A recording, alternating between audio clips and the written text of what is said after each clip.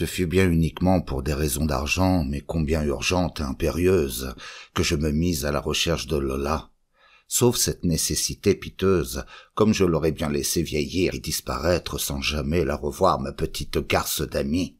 Somme toute à mon égard, et cela ne semblait plus douteux en y réfléchissant, elle s'était comportée de la façon la plus salement désinvolte. L'égoïsme des êtres qui furent mêlés à notre vie, quand on pense à eux, vieillis, se démontre indéniable, tel qu'il fut, c'est-à-dire en acier, en platine, et bien plus durable encore que le temps lui-même. Pendant la jeunesse, les plus arides indifférences, les plus cyniques mufleries, on arrive à leur trouver des excuses de lubie passionnelle, et puis je ne sais quel signe d'un inexpert romantisme. Mais plus tard, quand la vie vous a bien montré tout ce qu'elle peut exiger de cautèle, de cruauté, de malice, pour être seulement entretenue tant bien que mal à 37 degrés, on se rend compte, on est fixé, bien placé, pour comprendre toutes les saloperies que contient un passé. Il suffit en tout et pour tout de se contempler scrupuleusement soi-même, et ce qu'on est devenu en fait d'immondice. Plus de mystère, plus de niaiserie, on a bouffé toute sa poésie puisqu'on a vécu jusque-là, des haricots la vie. Ma petite mufle d'amie, j'ai fini par la découvrir, avec bien du mal, au 23e étage d'une 77e rue. C'est inouï ce que les gens auxquels on s'apprête à demander un service peuvent vous dégoûter. C'était cossu chez elle, et bien dans la note que je l'avais imaginée.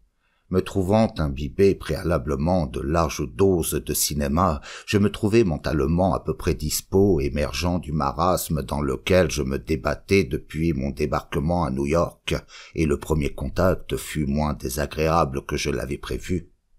Elle ne sembla même point éprouver de vive surprise à me revoir, Lola, seulement un peu de désagrément en me reconnaissant. J'essayais en manière de préambule d'ébaucher une sorte de conversation anodine à l'aide des sujets de notre passé commun, et cela bien entendu en termes aussi prudents que possible, mentionnant entre autres, mais sans insister, la guerre en tant qu'épisode. Ici je commis une lourde gaffe. Elle ne voulait plus en entendre parler du tout de la guerre, pas du tout. Ça la vieillissait, vexée du tac au tac. Elle me confia qu'elle ne m'aurait point reconnu, moi, dans la rue, tellement que là je m'avais déjà ridé, gonflé, caricaturé. Nous en étions à ces courtoisies. Si la petite salope s'imaginait m'atteindre par de semblables turlutaines, je ne daignais même point relever ses lâches impertinences. Son mobilier ne se parait d'aucune grâce imprévue, mais il était guilleré tout de même, supportable, du moins me parut-il ainsi au sortir de mon loft Colvin. La méthode, les détails d'une fortune rapide vous donnent toujours une impression de magie. Depuis l'ascension de Musine et de Madame Hérotte, je savais que le cul est la petite mine d'or du pauvre. Ces brusques mues féminines m'enchantaient et j'aurais donné par exemple mon dernier dollar à la concierge de Lola, rien que pour la faire bavarder. Mais il n'existait pas de concierge dans sa maison. La ville entière manquait de concierge. Une ville sans concierge, ça n'a pas d'histoire, pas de goût, c'est insipide, telle une soupe sans poivre ni sel, une ratatouille informe. Ô savoureuse raclure, détritus, bavures assointées de l'alcôve, de la cuisine, des mansardes, à dégouliner en cascade par chez la concierge en plein dans la vie, quel savoureux enfer! Certaines concierges de chez nous succombent à leurs tâches, on les voit laconiques, toussantes, délectables, éberluées, c'est qu'elles sont abruties de vérité, ces martyrs, consumées par elles. Contre l'abomination d'être pauvre, il faut, avouons-le, c'est un devoir, tout essayer, se saouler avec n'importe quoi, du vin, du pas cher, de la masturbation, du cinéma. On ne saurait être difficile, particulier comme on dit en Amérique. Nos concierges à nous fournissent bon ou mal an, convenons-en, à ceux qui savent la prendre et la réchauffer, bien près du cœur, de la haine à tout faire et pour rien, assez pour faire sauter un monde. À New York, on se trouve atrocement dépourvu de ce piment vital, bien mesquin et vivant, irréfutable, sans lequel l'esprit étouffe et se condamne à ne plus médire que vaguement et bafouiller de pâles calomnies. Rien qui morde, vulnère, incise, tracasse, obsède, sans concierge, et vienne ajouter certainement à la haine universelle l'allume de ces 1000 détails indéniables. Désarroi d'autant plus sensible que Lola, surprise dans son milieu, me faisait éprouver justement un nouveau dégoût. J'avais toute envie de vomir sur la vulgarité de son succès, de son orgueil, uniquement trivial et repoussant. Mais avec quoi ? Par l'effet d'une contagion instantanée, le souvenir de Musine me devint au même instant tout aussi hostile et répugnant. Une haine vivace naquit en moi pour ces deux femmes. Elle dure encore. Elle s'est incorporée à ma raison d'être. Il m'a manqué toute une documentation pour me délivrer à temps et finalement de toute indulgence présente et à venir pour Lola. On ne refait pas sa vie. Le courage ne consiste pas à pardonner. On pardonne toujours bien de trop. Et cela ne sert à rien, la preuve est faite, c'est après tous les êtres humains, au dernier rang qu'on a mis la bonne, c'est pas pour rien, ne l'oublions jamais. Il faudra endormir pour de vrai un soir, les gens heureux, pendant qu'ils dormiront, je vous le dis, et on finir avec eux, avec leur bonheur une fois pour toutes. Le lendemain, on n'en parlera plus de leur bonheur, et on sera devenu libre d'être malheureux tant qu'on voudra, en même temps que la bonne. Mais que je raconte. Elle allait et venait donc à travers la pièce, Lola, un peu déshabillée, et son corps me paraissait tout de même encore bien désirable. Un corps luxueux, c'est toujours un viol possible, une effraction précieuse, directe, intime dans le vif de la richesse, du luxe, et sans reprise à craindre. Peut-être n'attendait-elle que mon geste pour me congédier. Enfin, ce fut surtout cette sacrée fringale qui m'inspira de la prudence, bouffée d'abord, et puis elle n'en finissait pas de me raconter les futilités de son existence. Il faudrait fermer le monde décidément pendant 2 ou 3 générations au moins, s'il n'y avait plus de mensonges à raconter. On n'aurait plus rien à se dire, ou presque. Elle en vint à me questionner sur ce que je pensais de son Amérique. Je lui confiai que j'en étais arrivé à ce point de débilité et d'angoisse, où presque n'importe qui et n'importe quoi vous devient redoutable, et quant à son pays, il m'épouvantait tout bonnement, plus que tout l'ensemble de menaces directes, occultes et imprévisibles que j'y trouvais, surtout par l'énorme indifférence à mon égard qui le résumait à mon sens. J'avais à gagner ma croûte, lui avouai-je encore, et il me faudrait donc à bref délai surmonter toutes ces sensibleries. À ce propos, je me trouvais même en grand retard, et je l'assurai de ma bien vive reconnaissance si elle voulait bien me recommander à quelque employeur éventuel parmi ses relations. Mais cela au plus tôt. Un très modeste salaire me contenterait parfaitement. Et encore bien d'autres bénignités et fadesses que je lui débitais. Elle prit assez mal cette proposition modeste, mais tout de même indiscrète. D'emblée, elle se montra décourageante. Elle ne connaissait absolument personne qui puisse me donner du boulot ou une aide, répondit-elle. Nous en revînmes forcément à parler de la vie en général et de son existence en particulier. Nous étions à nous épier ainsi moralement et physiquement quand on sonna. Et puis, presque sans transition ni pause, 4 femmes pénétrèrent dans la pièce, fardées, mûres, charnues, du muscle et des bijoux, fortement familières. Présentées à elles très sommairement, Lola, bien gênée, c'était visible, essayait de les entraîner ailleurs, mais elles se mirent, contrariantes, à se saisir de mon attention toutes ensemble, pour me raconter tout ce qu'elle savait sur l'Europe, vieux jardin, l'Europe, tout rempli de fous désuets, érotiques et rapaces. Elle récitait par cœur le Chabanais et les Invalides. Pour mon compte, je n'avais visité aucun de ces 2 endroits, le premier trop coûteux, le second trop lointain. En manière de réplique, je fus envahi par une bouffée de patriotisme automatique et fatigué, plus niais encore que ce qui vous vient d'habitude en ces occasions. Je leur rétorquai vivement que leur ville me navrait, une espèce de foire ratée, leur dis-je, écœurante, et qu'on s'entêterait à faire réussir quand même. Tout en pérorant ainsi dans l'artifice et le convenu, je ne pouvais m'empêcher de percevoir plus nettement encore d'autres raisons que le paludisme à la dépression physique et morale dont je me sentais accablé.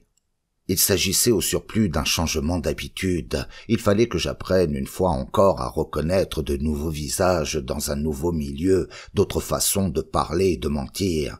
La paresse est presque aussi fort que la vie. La banalité de la farce nouvelle qu'il faut jouer vous écrase, et il vous faut, somme toute, encore plus de lâcheté que de courage pour recommencer. C'est cela l'exil, l'étranger, cette inexorable observation de l'existence telle qu'elle est vraiment pendant ces quelques heures lucides, exceptionnelles, dans la trame du temps humain, où les habitudes du pays précédent vous abandonnent sans que les autres, les nouvelles, vous aient encore suffisamment abrutis.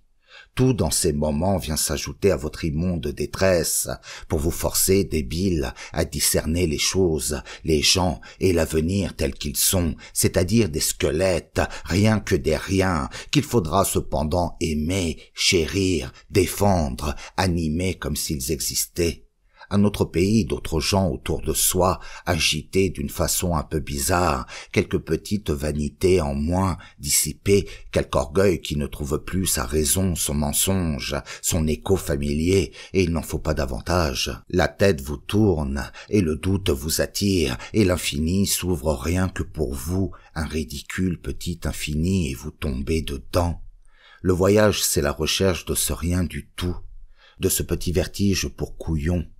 Elles rigolaient bien, les 4 visiteuses de Lola, à m'entendre ainsi me confesser à grands éclats et faire mon petit Jean-Jacques devant elles. Elles me traitèrent d'un tas de noms que je compris à peine à cause des déformations américaines, de leur parler onctueux et indécent, des chattes pathétiques.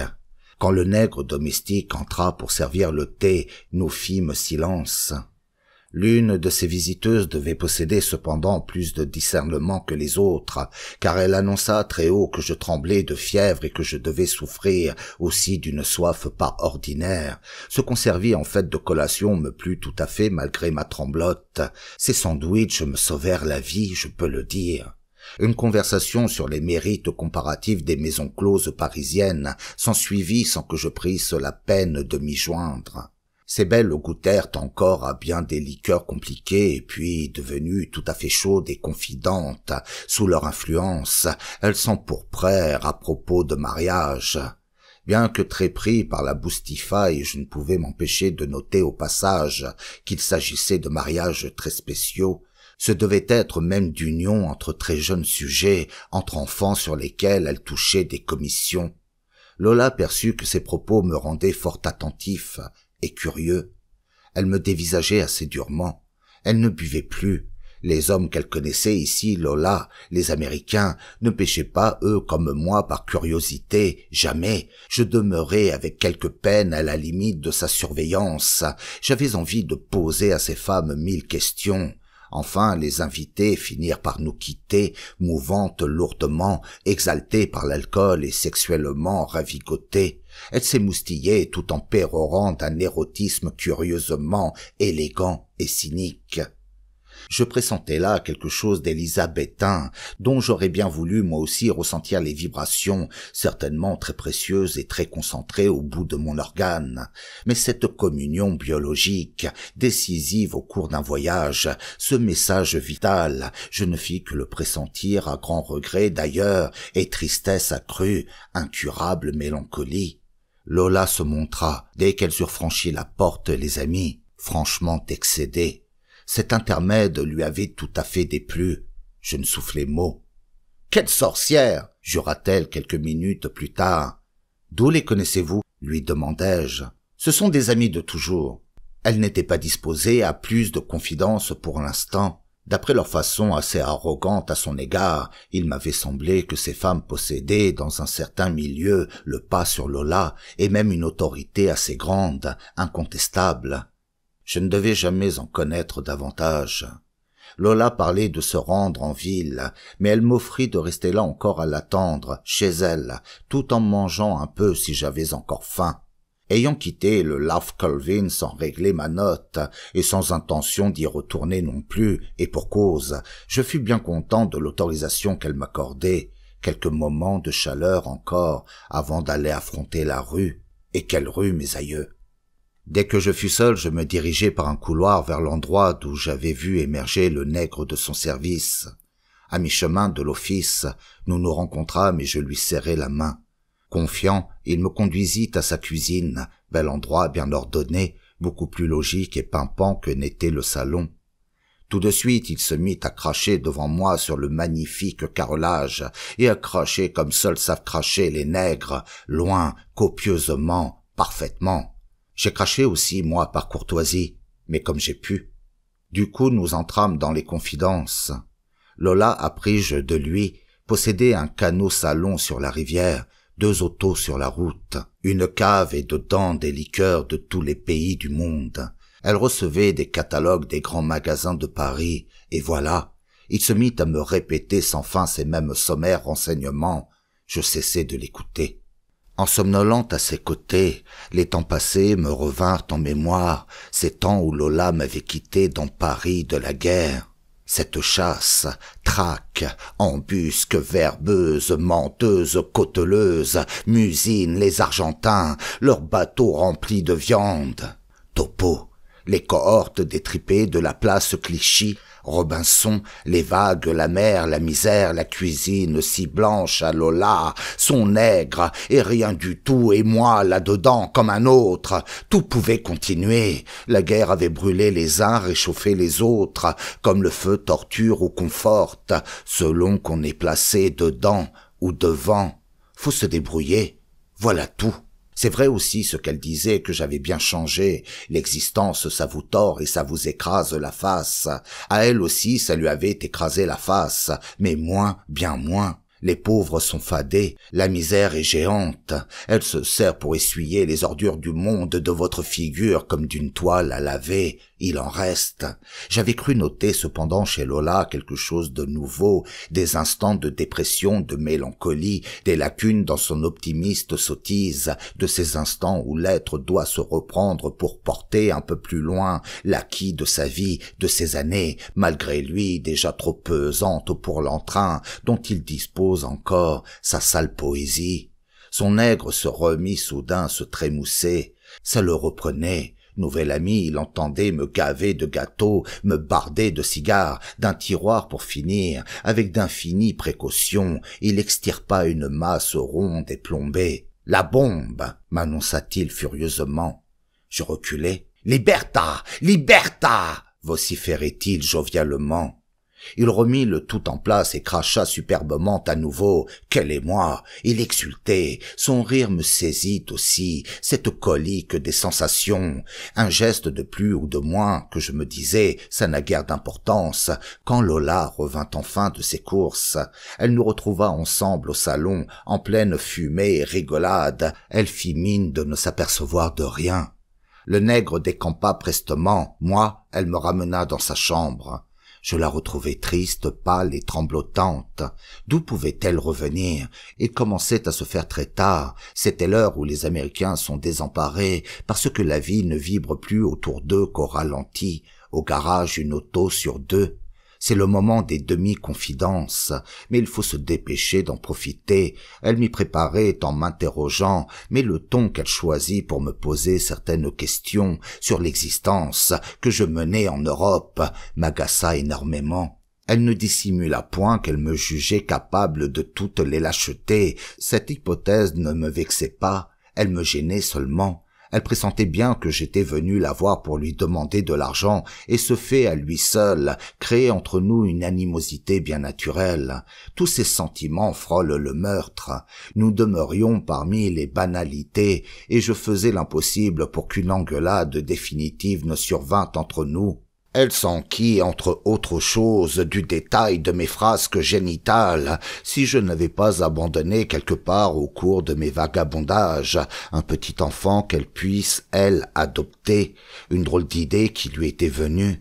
C'était sa marotte, l'adoption d'un enfant. Elle pensait assez simplement qu'un raté dans mon genre devait avoir fait souche clandestine un peu sous tous les cieux.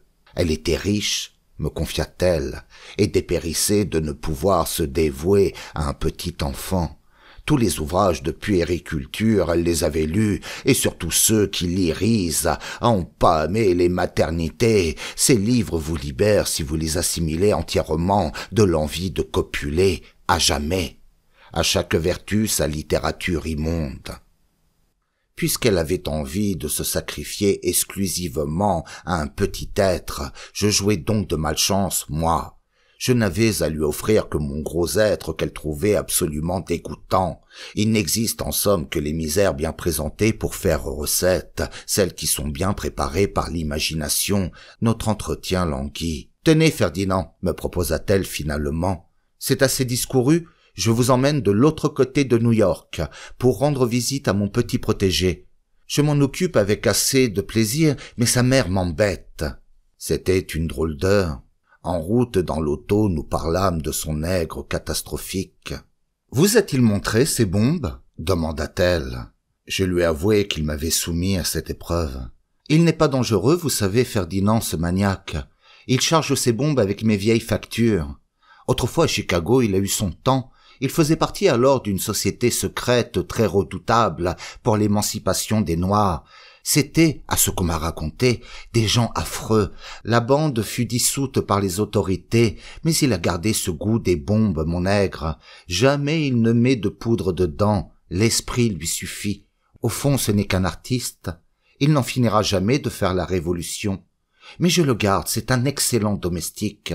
Et à tout prendre, il est peut-être plus honnête que les autres qui ne font pas la révolution. Et elle revint à sa manie d'adoption. C'est malheureux tout de même que vous n'ayez pas une fille quelque part, Ferdinand.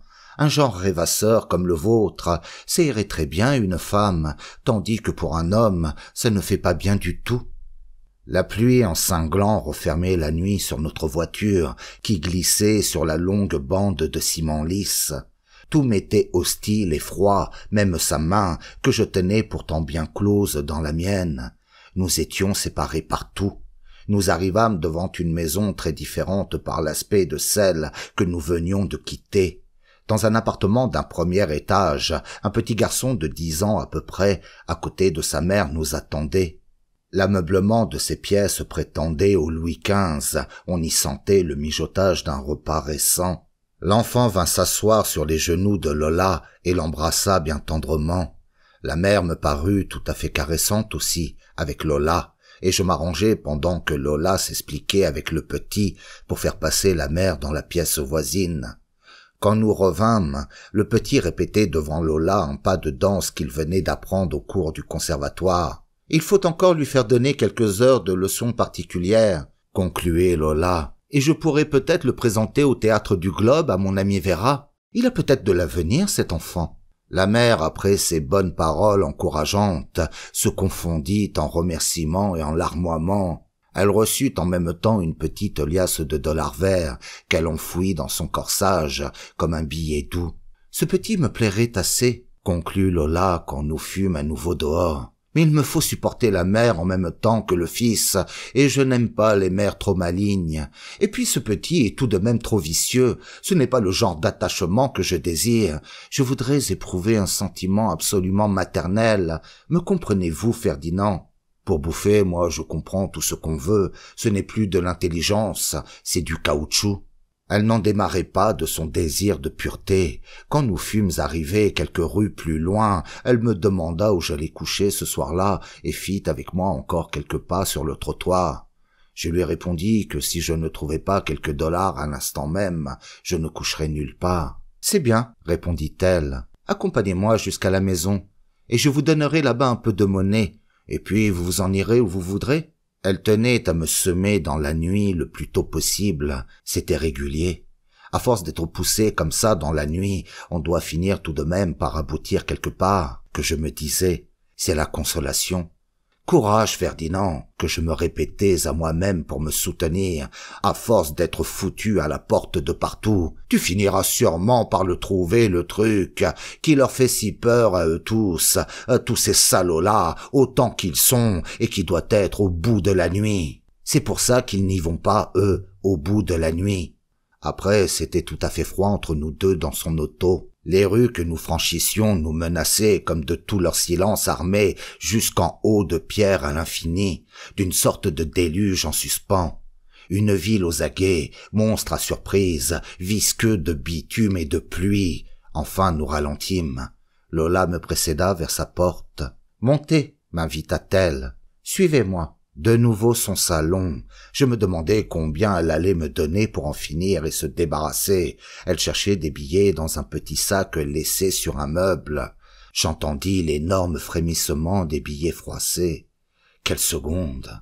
Il n'y avait plus dans la ville que ce bruit. J'étais cependant encore si gêné que je lui demandai, je ne sais pourquoi, si peu à propos, des nouvelles de sa mère que j'avais oubliées. « Elle est malade, ma mère », fit-elle en se retournant pour me regarder bien en face. « Où est-elle donc en ce moment ?»« À Chicago. »« De quoi souffre-t-elle, votre mère ?»« D'un cancer au foie. Je la fais soigner par les premiers spécialistes de la ville. Leur traitement me coûte très cher, mais ils la sauveront, ils me l'ont promis. » Précipitamment, elle me donna encore bien d'autres détails qui concernaient l'état de sa mère à Chicago. Devenue soudain tout tendre et familière, elle ne pouvait plus s'empêcher de me demander quelque intime réconfort. Je la tenais. « Et vous, Ferdinand, vous pensez aussi qu'ils la guériront, n'est-ce pas, ma mère ?»« Non, répondis-je très nettement, très catégorique. Les cancers du foie sont absolument inguérissables. » Du coup, elle pâlit jusqu'au blanc des yeux. C'était bien la première fois, la garce, que je la voyais déconcertée par quelque chose. « Mais pourtant, Ferdinand, ils m'ont assuré qu'elle guérirait, les spécialistes. Ils me l'ont certifié, ils me l'ont écrit. Ce sont de très grands médecins, vous savez. » Pour le pognon, Lola, il y aura heureusement toujours de très grands médecins. Je vous en ferais autant, moi, si j'étais à leur place. Et vous aussi, Lola, vous en feriez autant. Ce que je lui disais lui parut brusquement si indéniable, si évident, qu'elle n'osait plus se débattre. Pour une fois, pour la première fois peut-être de sa vie, elle allait manquer de culot. « Écoutez, Ferdinand, vous me faites une peine infinie, vous vous en rendez compte? Je l'aime beaucoup, ma mère.